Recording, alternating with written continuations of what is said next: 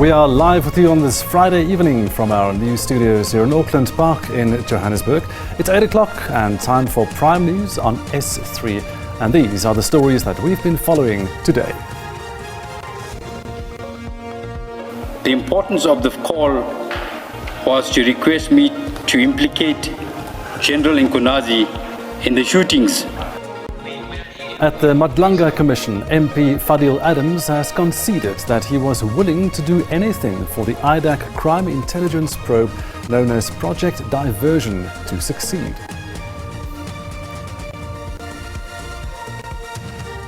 The National Prosecuting Authority has withdrawn fraud and corruption charges against crime intelligence head Dumisani Khumalo and his 6 co-accused.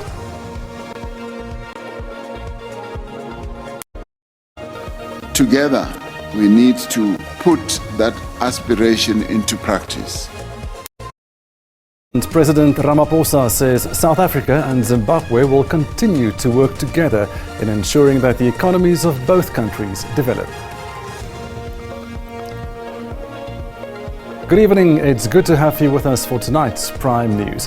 I'm Gustav Freiling, and joining me here in studio tonight, our sign language interpreter Sinuvoyo Fihlani. Stay with us for the next 30 minutes as we take you through the day's main events. And we start with the top story.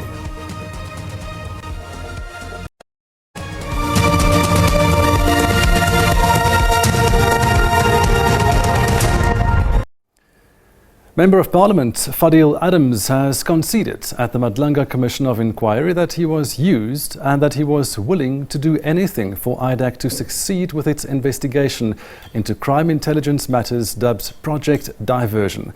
Adams' Section 27 referral gave birth to IDAC's probe into crime intelligence matters, which have faced intense scrutiny for the illegalities that allegedly surrounded its matters. Adams, however, would be confronted with evidence that would raise serious questions about his alleged role in Project Diversion. MP Fadil Adams' Section 27 referral affidavit to IDAC that would lead to IDAC's probe into crime intelligence was thrust into the spotlight. This as the Commission tried to get to the bottom of why there were 2 affidavits attributed to Adams, who contends that he only gave one. Someone has altered this thing. I don't know why. I don't know how. Further evidence would provide a possible explanation through a different set of statements. This was commissioned at my house in Cape Town. However, it is different from the A1s that were signed in the office. You mean the supplementary affidavits that were signed during the consultation? During the consultation. Meanwhile, the Commission turned to Lieutenant Colonel Dina Govender, who was accused of being commissioned by an alleged gang leader, Clive Nyka, to kill another alleged rival, Bevan Loftus, under the guise of a legitimate operation. On Sunday, the 16th of August 2026, I received a telephone call from a known person.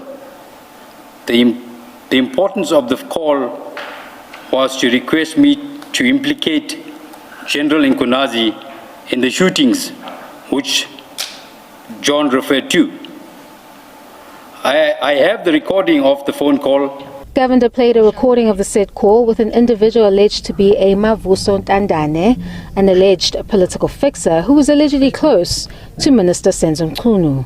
Kani Mapanga, SABC News, Pretoria. Now, the National Prosecuting Authority has withdrawn fraud and corruption charges against crime intelligence head Lieutenant General Dumisani Khumalo and his 6 co-accused. This follows revelations at the Madlanga Commission that the investigating Directorate Against Corruption had allegedly acted improperly in instituting the charges. Crime Intelligence Head Lieutenant General Dumisani Khumalo, Brigadier Dineo Mokwele, Major General Philani Lushaba, Major General Nosipho Precious Madondo, Major General Josias Lekalakala, Major General Zwelithini Kabela, and Brigadier Pindiwe Mncube has been withdrawn by the NPA. The matter had previously been postponed to the 3rd of September, pending the outcome of legal representations made to the National Director of Public Prosecutions. This action, Your Worship, from the Office of the National Director of Public Prosecutions, that the representations have been considered The charges stem from a state capture complaint lodged by Member of Parliament Fadil Adams, who accused senior police officials of corruption and the alleged misuse of Secret Service intelligence funds. The allegations were also ventilated at the Madlanga Commission, where evidence was heard about the circumstances surrounding the institution of the charges by IDEC. The NPA says its decision to withdraw the charges was based on its own review and was not dependent on the conclusion of the Madlanga Commission. You must understand that we were looking at what was said at Madlanga, and we then indicated that we were going to review it anyway because Madlanga has not concluded their work. Therefore, we are mindful of the fact that they are still going to come up with recommendations and report. The NPA has also confirmed that it is reviewing allegations and charges leveled against suspended Police Commissioner General Fani Masemola. It says it has given itself 6 months to address the concerns and alleged governance failures at IDEC. Offense Estimo, SABC News, Pretoria. High Court has reserved judgment in an application for leave to appeal its July ruling interdicting the oral testimony or public hearings of Parliament's Impeachment Committee. Now, the application was brought by the Umkhonto weSizwe Party and the United Africans Transformation after the Constitutional Court dismissed their direct application.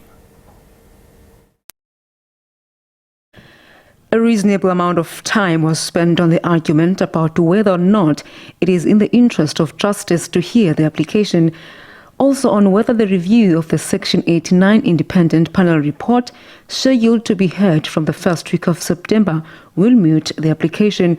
The applicants were referred to the Constitutional Court's decision. The applicants want to be granted leave to appeal at the Supreme Court of Appeal. Their legal representatives say the review of the independent panel report next month is irrelevant. But that's the hearing. That's completely, it's got nothing to do with when the interim order is going to lapse. The interim order does not lapse upon hearing. It lapses upon the outcome. President Cyril Ramaphosa's legal representative argued that the appeal is a pointless exercise and has no basis.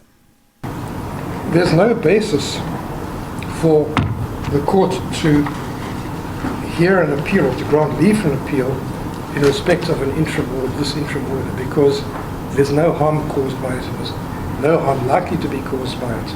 At worst, it will be harm for a very short period. The judgment will be delivered electronically. I am Yamgela Mchiyo for SABC News in Parliament.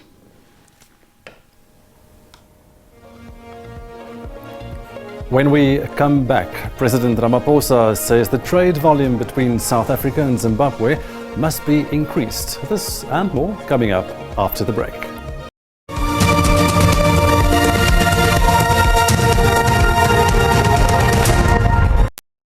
Welcome back. Police are searching for more suspects following the discovery of a drug manufacturing lab in the Limpopo border town of Knysna. 2 Mexican nationals, 2 Zimbabwe nationals and 1 Malawi national were arrested while they were busy manufacturing drugs. The farmer has now been cordoned off as investigations continue. Now, drugs with an estimated value of more than 600 million rand were confiscated during the arrest.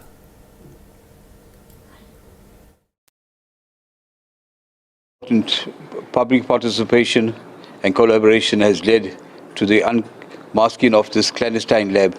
This is what we call a super clandestine lab, and it became clear that our presence today has unmasked an opportunity for us to eradicate serious organized crime. And when we look at the arrest of the suspects, it's clear the demographic shows that this is an international syndicate that's been operating. I was very much impressed in how professional the lab was. So you can see it's not the first time, so definitely it links to other organized crime syndicates in the country. But we do have some information. We also confiscated all the laptops and the cell phones. So there will be further investigation. We do have some other information that we are busy following up, who brought the chemicals to the place and etc. So, but I don't want to divulge too much, but we are following up. South Africa and Zimbabwe will continue to work together in ensuring that the economies of both countries develop. Speaking during the Binational Commission in Pretoria, President Cyril Ramaphosa said trade volume between the two nations must be increased. His counterpart has also echoed the same sentiments. Working side by side on the path to strengthening the economy of the region, both Zimbabwe and South Africa have much needed critical minerals.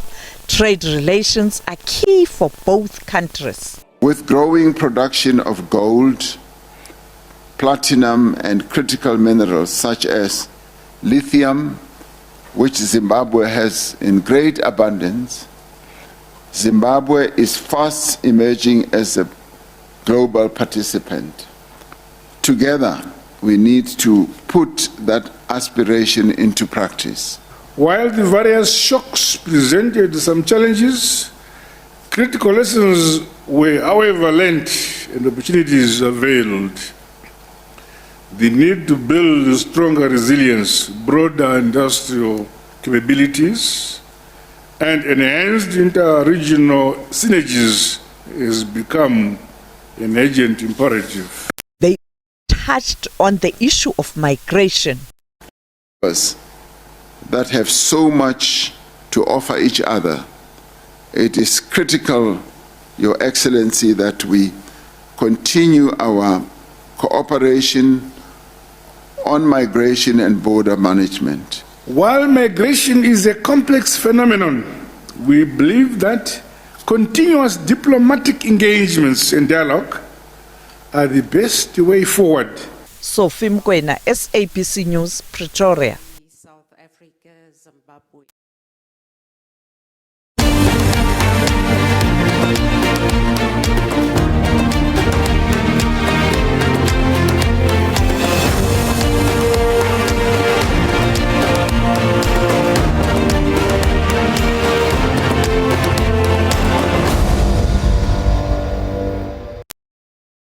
Councillors of the Knysna municipality in the Western Cape have been moved to safe houses following the killing of 3 people over the past 2 days.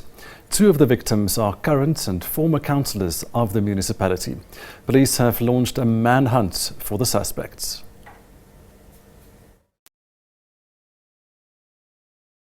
Night, ANC Ward 8 councillor and former Knysna mayor Aubrey Tsengwa was shot and killed in Concordia. Police say Tsengwa and 3 others were travelling home when an unknown gunman approached their vehicle and opened fire. Tsengwa, who was driving, was declared dead at the scene.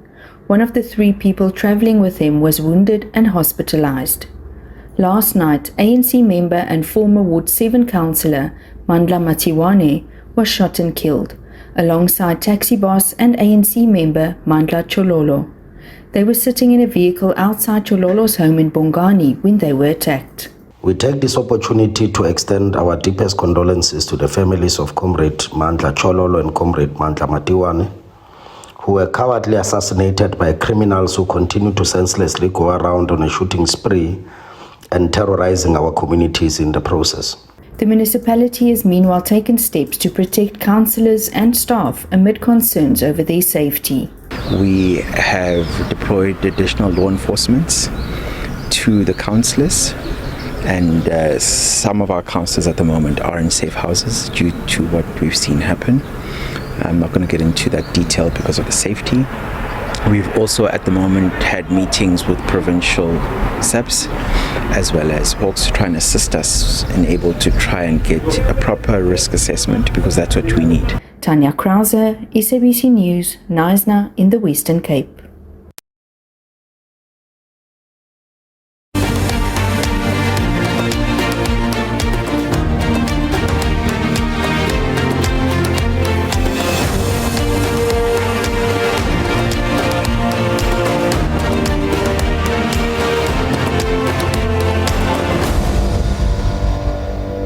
Right, when we return, rugby's greatest...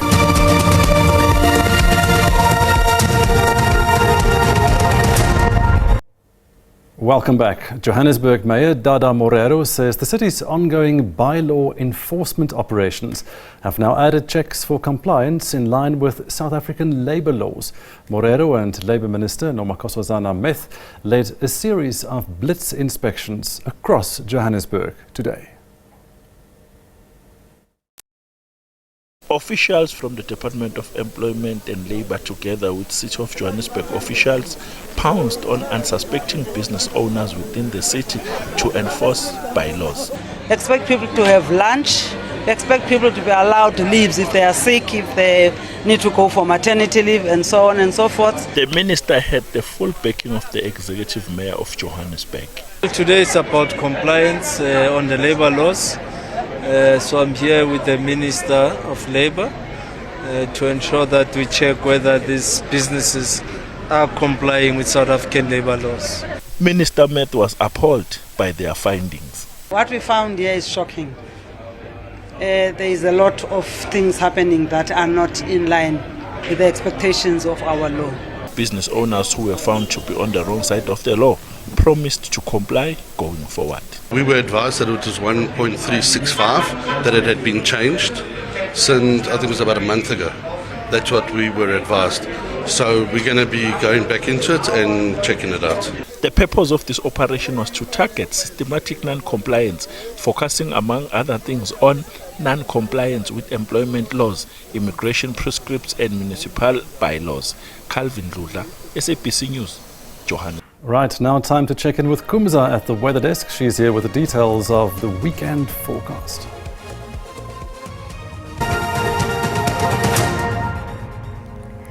Good evening and welcome to the weather desk. No rainfall has been forecasted for tonight, but tomorrow there is a coming cold front that is going to bring some light rain and showers over the Cape Metropole of the Western Cape. Partly cloudy conditions continue over the Western Cape as well as the Eastern Cape. The South African Weather Service warns of extremely high fire danger conditions over the interior of the Northern Cape as well as the Free State. A level 2 warning for damaging interior winds in places over the Eastern Cape as well as damaging winds and waves along the coastal areas of the Eastern Cape as well as KwaZulu-Natal. The Gauteng province will remain fairly warm for tomorrow afternoon, where we see warm temperatures over the interior with Johannesburg at a maximum of 27. Warmer temperatures there in the West Rand as well as in the Vaal area with Carltonville and Vereeniging both at a maximum of 28. Warmer temperatures as you move up north, but a hot day over the Limpopo Valley with Musina at 31. It is mostly cooler over the interior with Mokopane and Bulukwane both at a maximum of 29. Morning fog patches there over the low-veld regions of Mpumalanga, where it is hot in Skukuza at 33, but warm temperatures along the escarpment areas with Ermelo at 26. A warm day across most parts of KwaZulu-Natal, but hot temperatures over the Midlands with Pietermaritzburg at 33. Very hot temperatures along the north coast with Richards Bay at 34. It is a warm day in the Eastern Cape with partly cloudy conditions from the afternoon. It is a cool day in Robert Sobukwe at 25, Ngoba reaching a maximum of 25. Also some rain and showers there in the city of Cape Town with a maximum of 17. A cool day in Hermanus and Cape Agulhas at 19, but warmer temperatures over the interior with Laingsburg at a maximum of 22 along with Oudtshoorn. Cool temperatures over the southern high ground of the Northern Cape. It is cold in Sutherland at 17, but warm temperatures in Uppington at a maximum of 29. Clear conditions across most parts of the Free State province. A warm day in Bloemfontein and Welkom at 29 with Bothaville at a maximum of 28. And then lastly, the Northwest province expecting fairly warm temperatures, but hot temperatures over the far western areas with Vryburg at 28, Taung at 31. I'll leave you there with the weather. Good night.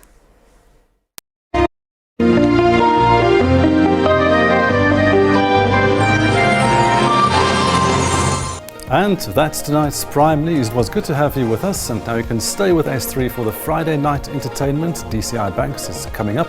We'll see you again on Monday at 8, but you can stay updated on all our other SABC News platforms throughout the weekend. From myself and Sinuvoyo, good night.